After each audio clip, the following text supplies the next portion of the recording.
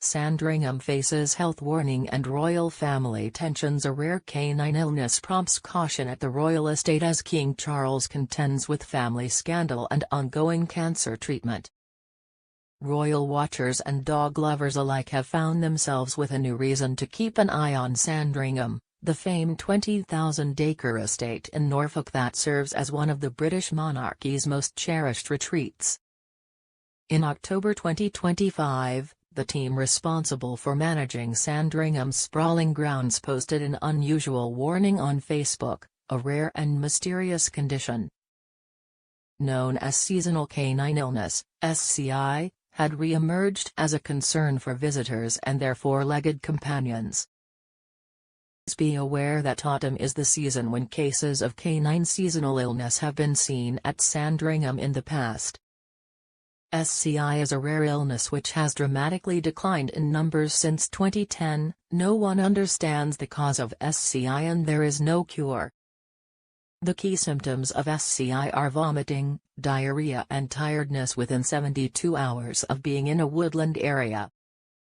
However, this rare condition is not the only reason why these symptoms may be seen. There are lots of other common causes for these symptoms. If you suspect your dog has SCI, please contact your vet as soon as possible, the Facebook post read, as reported by Stylecaster.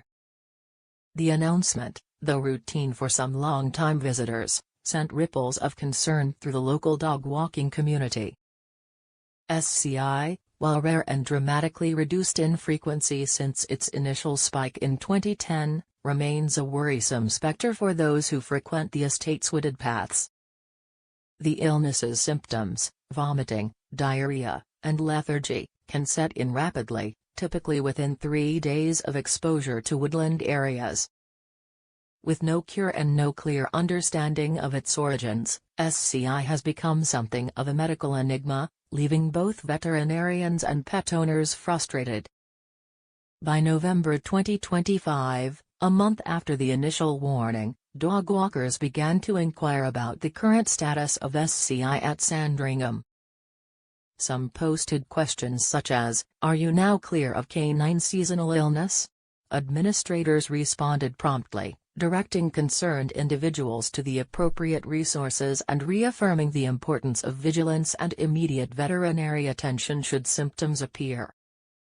The estate's proactive communication was welcomed by many, but the underlying uncertainty about SCI's cause and prevention continued to cast a shadow over autumn visits.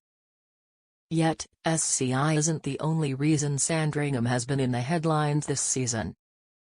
The estate has also become the focus of royal intrigue, following the announcement that Andrew Mountbatten Windsor, King Charles' embattled younger brother, will be relocating to Sandringham after being evicted from the Royal Lodge. The move, which comes on the heels of sustained public scrutiny and scandals surrounding Andrew, has reportedly placed considerable strain on the royal family, none more so than King Charles himself. According to Stylecaster, royal expert Hilary Fordwich offered a candid assessment of the monarch's current state. During Remembrance Sunday, King Charles was particularly emotional, shedding a tear while standing in silence. He was withered and withdrawn, with one able to observe the toll the Andrew nightmare had taken on him, Fordwich told Fox News Digital. The Remembrance Sunday event, held on November 11, 2025, was a particularly poignant moment for the king, who has been contending not only with family turmoil but with his own health challenges. As of late November 2025, King Charles continues to receive weekly treatment for an undisclosed form of cancer. While the specifics of his diagnosis remain private, the toll of both his illness and the ongoing royal drama has not gone unnoticed by those closest to the palace. Fordwich observed that, despite the visible strain, the king appeared to be somewhat resolute, seeking to project an image of steadfastness and duty. He wants his public persona to be known to be wanting to double down on duty, rather than anything verging on a shallow or frivolous celebration, she explained. The intersection of personal health, public duty, and family discord has created a uniquely challenging environment for Charles. The king, who ascended to the throne following the death of Queen Elizabeth II, has long been viewed as a figure intent on modernizing the monarchy while maintaining its traditions. But the recent spate of headlines, ranging from canine health warnings at Sandringham to the ongoing saga of his brother, has tested both his resolve and his public image. Fordwich further noted that Charles is purportedly fed up with Andrew and, to the greatest extent possible, will be barring Andrew from any royal events. This stance is seen as a clear signal from the king that he intends to protect the institution's reputation. For many royal observers, this approach marks a stark contrast to previous eras, when family scandals were often managed behind closed doors rather than through public actions, even if it means distancing himself from a close family member.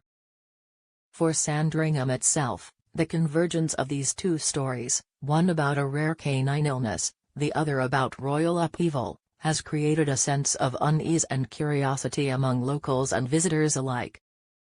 The estate, which has long served as a symbol of continuity and tradition for the British monarchy, now finds itself at the centre of both veterinary and royal concern.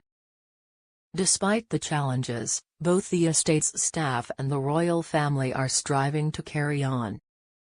The Sandringham team's commitment to transparency regarding SCI has been praised by many in the community. By openly acknowledging the risks and providing clear guidance, they have demonstrated a willingness to put public safety first, even as the underlying cause of the illness remains elusive. Meanwhile, King Charles' determination to focus on duty over distraction is being closely watched by both supporters and critics of the monarchy. Some see his approach as a necessary assertion of leadership in turbulent times, while others question whether the public airing of family disputes serves the institution's long-term interests. Regardless, the king's actions, and his ongoing health battle, are likely to remain in the spotlight for the foreseeable future.